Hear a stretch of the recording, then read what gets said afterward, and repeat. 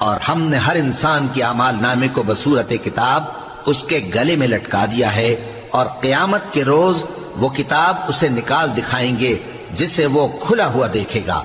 कहा जाएगा कि अपनी किताब पढ़ ले, तू आज अपना आप ही हिसाब करने वाला काफी है। जो शख्स हिदायत इख्तियार करता है तो अपने लिए इख्तियार करता है, और जो गुमराह होता है तो गुमराही का जरर भी उसी को होगा।